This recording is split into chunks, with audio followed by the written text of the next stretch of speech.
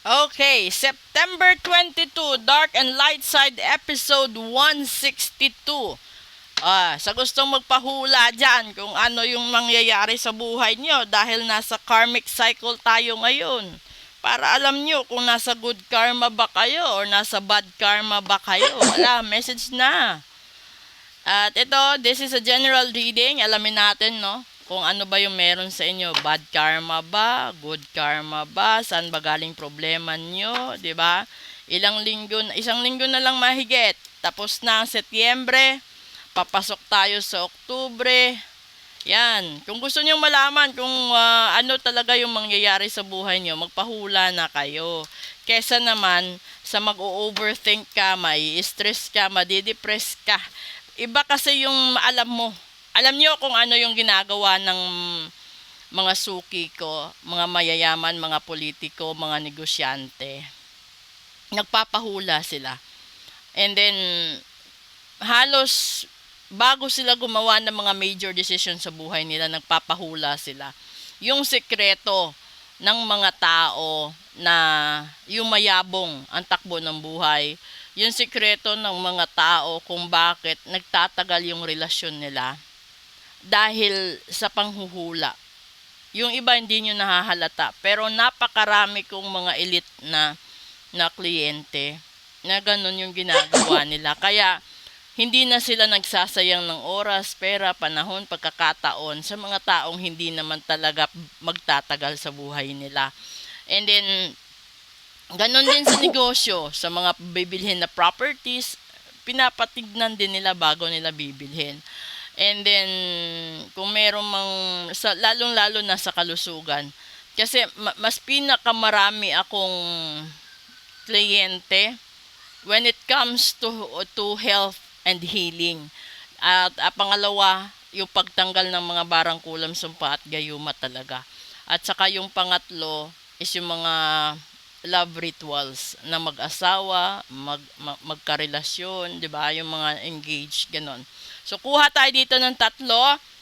Una, ay, death. Hala. Pangalawa, Hierophant. Pangatlo, the Ten of Swords. Ngayon, alam niyo kung bakit malungkot? Dahil yung death kasi, marami yung ibig sabihin may katapusan at may nagsimula. Posible yan, kasi yung kasunod is Hierophant.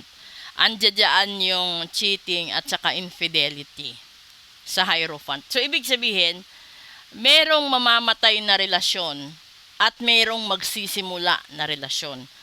At itong Ten of Swords dito, ito yung kung titignan mo sa ibang baraha, parang patapos na yung problema mo. Posible, ikaw yung tao na iiwanan. 'Di ba? Na iiwanan ka niya at magsisimula siya sa iba. Yun. Tignan natin dito kung ano tinutumbok. First, Wheel of Fortune. Pangalawa, The Hermit. And pangatlo, the Page of Wands. O, di ba? Sinasabi ko sa inyo, dapat kasi unahin mo muna ang sarili mo. Mag-focus ka sa buhay mo, no? Kung ano yung takbo ng meron ka. Yun yung pag-isipan mo, yun yung gawan mo ng ideya.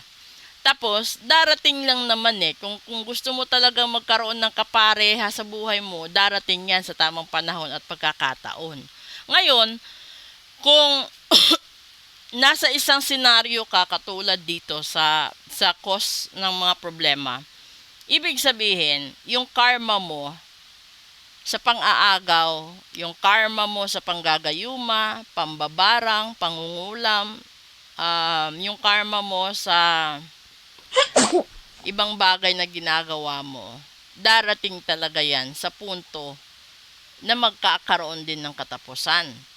Kung inagaw mo yung asawa mo sa iba, aagawin din siya ng iba sa'yo. Kung yung halimbawa kasikatan ng iba, siniraan mo, ikaw sirang-sira din. Ganon yung takbo ng karma. So, i-evaluate ka ni karma ngayon. For the past 10 years ba, alin yung matimbang? Ang kabutihan na ginagawa mo or ang kasamaan? Kapag natimbang na yan ni karma at mas malamang at mas mabigat yung kasamaan, then you will have the most buwisit part of your life until the end of 2025.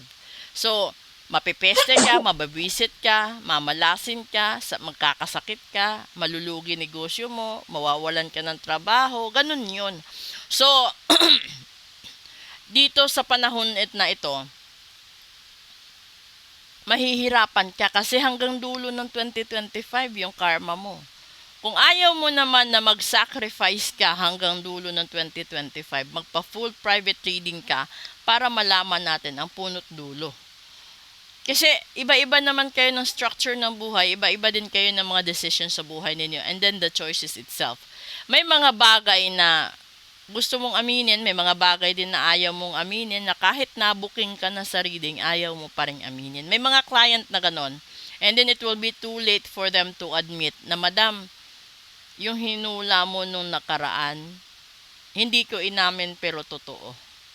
So, mas maganda pa, kasi hindi lalabas yan sa baraha kung hindi nangyari sa buhay mo, lalo na kung one-on-one reading.